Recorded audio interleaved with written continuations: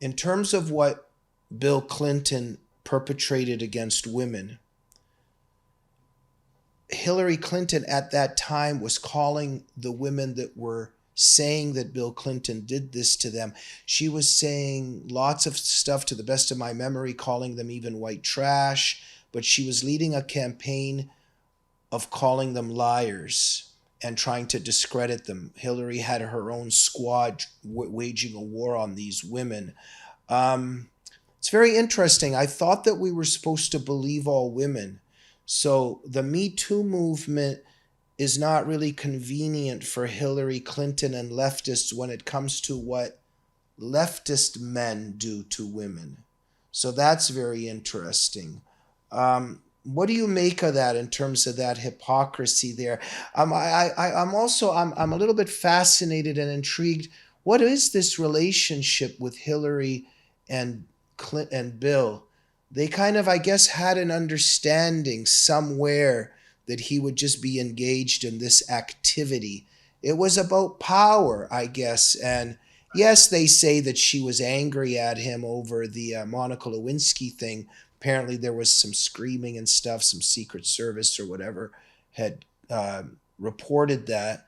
But I think that she was just very upset that he had gotten caught or wasn't careful. What do you make of all of that? Bingo, bingo. Jamie, she was mad that he got caught.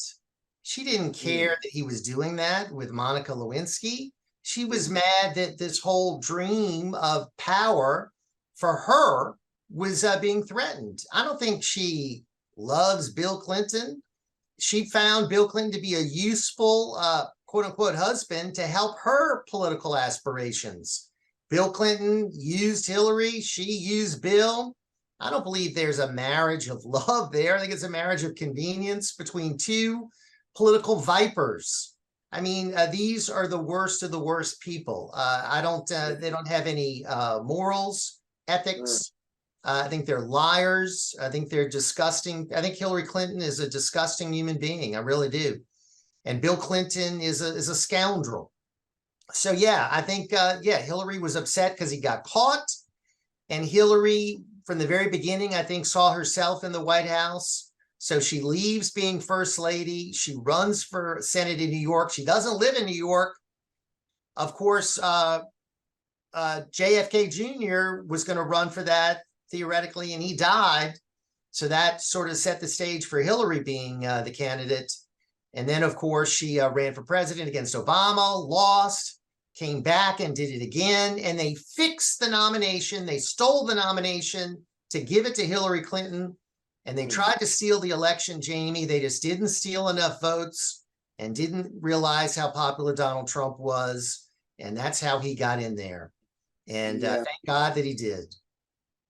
Yeah, there's so much darkness there, but also unexplored territory that needs to be explored. You know, we had Anderson Cooper fulfilling his responsibility and obligations as a journalist, asking Stormy Daniels if Trump had worn a condom. I mean, he was really getting to the bottom of things. But I wish that Anderson Cooper and Rachel Maddow and Don Lemon and that whole crew would be interested in the following in terms, I just want to connect some of these things here. So that long list of all these people that have died and committed suicide, Vince Foster, all of that, Ron Brown, it continues. Very strange list. I don't know if you caught this, Patrick Bet David, great show he has. And he was reading this list to Anthony Weiner on his show. This clip went viral. And Anthony Weiner is just screaming and yelling and very angry, very defensive about this. It's very strange. But then we had this whole thing of Anthony Weiner and Huma Abedin. Then we had the rumors of Hillary and Huma Abedin in terms of some things. Huma Abedin interconnected with the Muslim Brotherhood. She's got a Muslim Brotherhood family. None of this was really explored the way that Anderson Cooper, was really looking into Donald Trump and Stormy Daniels. But even when you mention the word love, when you say Hillary doesn't love Bill, I don't think these people are capable of love or even know what the word is. I remember there's this clip this audio clip of Hillary when she was a lawyer. There was this one case where I, there was a girl that was raped. Maybe forgive me for my lack of memory here. She was raped and murdered, or raped, but something horrible had happened to this young girl, and Hillary was a lawyer in that whole thing, and she was talking very callously and dismissively about that case. Do you know what I'm referring to? I remember it exactly, and you're right. She was like laughing about it, Yeah, and it shows yeah, you her character, yeah. shows you the type of person she is. That's why I think she's a reprehensible human being. Mm. I really think her husband is the same way. They were a perfect match in that respect.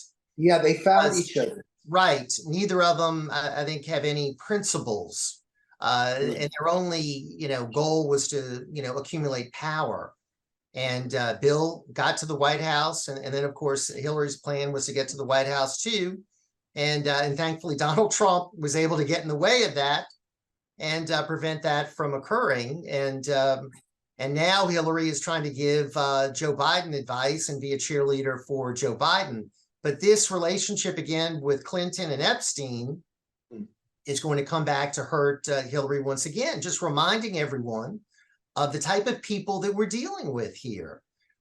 These are people that should have never been in the White House. We should have never had the Clintons as in the White House. I mean, as a stain on our country, and he did a horrible job under Mm. his watch. We didn't keep track of Osama bin Laden. I mean, we had all kinds of problems that accumulated. He was distracted, Jamie. He was distracted, and his focus was on interns and his appetites. He Mm. wasn't doing the job that he was elected to do.